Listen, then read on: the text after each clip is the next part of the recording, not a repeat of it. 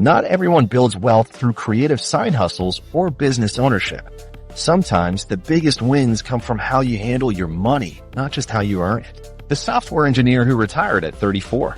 Mike's story flips the script on what most people think it takes to retire early. He worked as a software engineer in Seattle, bringing in $142,000 a year, but you wouldn't guess it from his day-to-day life. While coworkers splurged on new cars and the latest gadgets, Mike stuck with his old $800 a month studio apartment from college and drove a 2005 Honda Civic that had seen better days. His approach? He treated his high salary like it was minimum wage and saved everything else. The foundation was a brutally honest spreadsheet. Mike tracked every single expense and sorted them into needs and wants. Rent, groceries, and utilities made the cut. Daily $6 lattes and endless food delivery? Not so much. He noticed that just cutting out 3 habits, ordering takeout, stacking up streaming subscriptions, and buying new tech on impulse, saved him $1,400 every month. That spreadsheet didn't just show numbers. It showed him exactly where his money was leaking out. You'd think a big paycheck would mean easy street, but Mike saw the trap: lifestyle inflation. His colleagues made even more than he did, but most of them still lived paycheck to paycheck. Every promotion meant a bigger apartment, a fancier car, and more stuff to maintain. Mike did the opposite. Every time he got a raise, he increased his investment contributions instead of his spending. Even when his salary hit $110,000, he lived on just $22,000 a year. That's an 80% savings rate, almost unheard of, but it worked. He took some ribbing for his choices. People joked about his ancient Civic and asked if it would survive another winter. But Mike ran the numbers. While his coworkers shelled out $700 a month for car payments and $200 for insurance, his paid-off Honda cost just $87 a month to insure it and $40 in yearly maintenance. Over a decade, that gap alone could add up to more than $150,000 invested instead of spent. When remote work became possible, Mike took advantage of something called Geographic Arbitrage, a key move in the FIRE, financial independence, retire early, playbook. He left Seattle's sky-high rents behind and moved to Pittsburgh. His salary stayed the same, but his rent dropped from $1,950 to $875 for a bigger place. Groceries, gym memberships, and even little things like haircuts all cost less. That single move put an extra $2,300 in his investments every month without any extra effort. Mike's investment strategy was as simple as it gets. 90% of his money went into low-cost index funds, and 10% went to company stock through his employee plan. No chasing hot stocks or crypto trends. He set up automatic transfers every payday, so he never had to think about it. With $8,500 a month going into investments, compound growth did the heavy lifting. His spreadsheet showed that once he hit $1.3 million, he could safely withdraw $52,000 a year using the 4% rule, plenty for his lifestyle. The big moment wasn't flashy. One Tuesday, Mike checked his account and saw $1,312,796.34. That was it, financial independence. He handed in his notice the next week.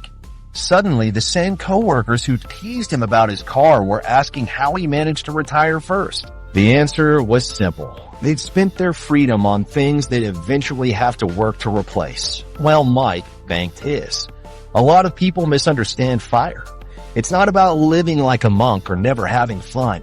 Mike still traveled, but he booked flights during off-peak times and stayed in Airbnbs. He ate well, mostly cooking at home with ingredients from Costco. His entertainment budget was $65 a month, but he had more free time than anyone he knew. He wasn't skipping out on life. He was just skipping out on paying for things that didn't actually make him happier. The real secret wasn't a magic investment or a genius stock pick. Mike's returns were average, about 7% a year after inflation. The power was in his savings rate. Most advice tells you to earn more, but Mike showed that spending less is just as effective, and it comes with less risk. Every dollar he didn't spend was a dollar he didn't need to earn, pay taxes on, or invest for the long haul. His spreadsheet taught him something important. happiness doesn't cost a fortune. His favorite things, hiking, reading library books, cooking meals with friends, were cheap or free. He compared that to the $4,500 mountain bike his coworker financed and realized it wouldn't make him 10 times happier than his $300 Craigslist find. That's what made saving so much easier. He wasn't sacrificing anything that truly mattered. Even after hitting 7 figures, Mike kept his frugal habits. He still clipped coupons and shopped sales. It wasn't just old habits. Keeping his spending low meant his portfolio could keep growing. If he started living large, that $52,000 withdrawal could balloon to $80,000 a year, putting his financial safety net at risk. By staying lean, he kept a wide margin of safety. Retirement for Mike didn't mean sitting around doing nothing. He still codes for fun, mentors new engineers, and volunteers teaching financial literacy workshops. The difference is that he chooses what to do with his time. When a former coworker offered him $200 an hour to consult, Mike's answer was honest. I'd need at least $500 an hour to give up a day of hiking with my dog. That's real freedom, setting your own terms. The big takeaway isn't that everyone should live like a college student forever. It's about seeing the trade-offs clearly. Mike's spreadsheet made it obvious. Every $100 spent on something unnecessary meant working extra hours, maybe even extra years. Once you see your spending in those terms, it changes how you think about money and time. Mike's story shows that building untouchable wealth isn't about luck, secret formulas, or taking wild risks. It's about making deliberate choices, tracking the numbers, and focusing on what really matters. The path looks different for everyone, but the mindset shift is the common thread.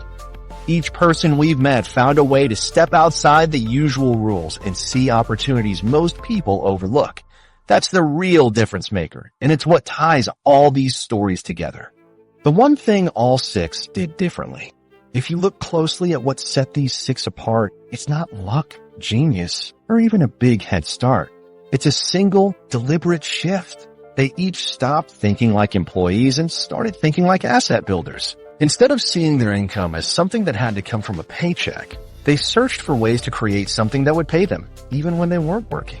This is the one thing all 6 did differently. They broke away from the paycheck mentality and switched to an asset-building mindset. Most people are taught to play it safe. Work hard, save a chunk of your income, and hope for a comfortable retirement. But that advice often ignores the real lever for wealth, building assets that generate income on their own. The mechanic didn't just put in more hours at the garage. The meal prep mom didn't save money by clipping more coupons. The accountant didn't get rich by billing more clients. They each found a way to build something that worked for them, not the other way around. Conventional advice let them down at first. Dave kept getting turned down for loans until he learned about seller financing. Sarah's first attempts at selling meal plans barely moved the needle until she figured out where parents actually looked for solutions.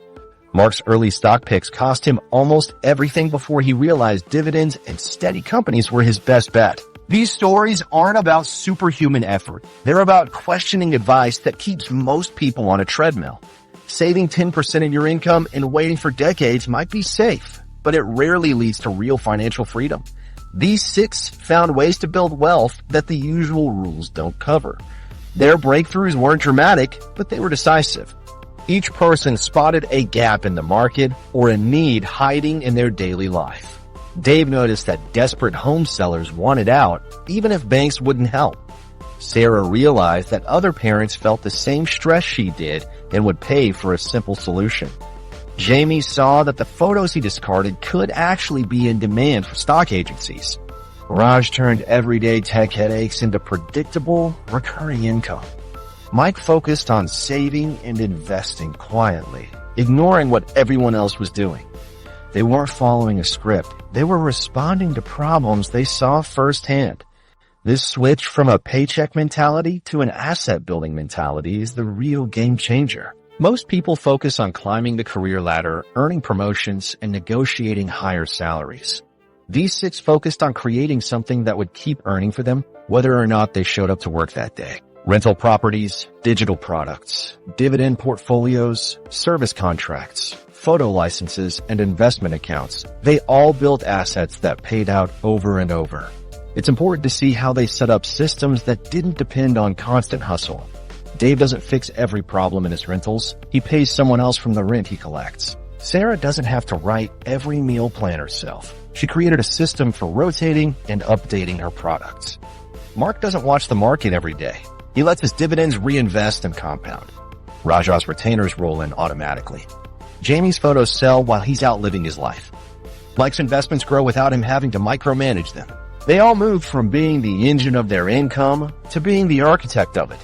Each person had a moment when things clicked. For Dave, it was seeing his rental checks pass his old mechanic pay. Sarah watched her $7 PDF start earning $200 a day. Mark's dividends outpaced his old salary. Raja's retainers covered his bills before he landed a new client. Jamie's decade-old photos started bringing in more than his latest shoots. Mike's investment tracker hit his freedom number. These weren't lottery wins. They were the result of building something that worked on its own. You might think these opportunities are rare or only available to people with special skills, but that's not true. Every one of these 6 started with what they already knew. Dave used his repair expertise to spot good property deals. Sarah solved her own meal planning headache and realized others wanted the same fix. Mark applied his accounting skills to investing. Raja repackaged his IT know-how for small businesses. Jamie turned everyday photos into cash. Mike simply kept his spending low and invested the rest. None of them needed a revolutionary idea, just a new way to use what they already had. Chances are, you're already surrounded by similar opportunities. Maybe you've got a spreadsheet that helps you keep your family on budget. That could be a template others would pay to download. Maybe you're the go-to person at work for troubleshooting problems. Those solutions could become a course or resource for others in your field. Maybe you have a hobby that people ask you about. Those skills could be turned into a product or service. The key is to look at your own routines and frustrations and ask, could this help someone else? Most people don't recognize the assets they already have. Your phone could be the start of a stock photo business. That extra room in your home could be a rental. The process you use to organize your day could be a system others would pay to learn. The difference isn't in what you have, it's in how you use it. The mechanic didn't wait for the perfect property. He started with the fixer-upper no one else wanted. The meal prep mom didn't need a big audience. She just solved a problem for a handful of people, then scaled up. The accountant's early losses taught him to value steady, boring investments over flashy risks. Limitations often turn into advantages. Dave's lack of access to bank loans led him to creative financing. Sarah's small network forced her to get strategic about where to find customers. Mark's early investing mistakes made him cautious and consistent. Raja's bad experience with the client who didn't pay pushed him to switch to retainers. Jamie's stock photo failures helped him see what buyers actually wanted. Mike's reputation for being cheap became his superpower for saving and investing. What looks like a setback now might become your edge. Maybe you know your neighborhood better than anyone else. Maybe you see inefficiencies at work that others ignore. Maybe you have a skill everyone else takes for granted. These little things, when packaged the right way, can become assets that pay you for years. The real takeaway isn't that you need to copy someone else's blueprint. It's about understanding the mindset shift, seeing your time and skills as the seeds of something bigger. The people in these stories didn't wait for permission. They started with what was in front of them, found a need, and built an asset that fit their strengths and lifestyle. You don't need to reinvent the wheel or wait for the perfect time. The question is, what can you turn into an asset right now? Is there a routine, skill, or frustration in your life that could be the starting point? The answer might be hiding in plain sight.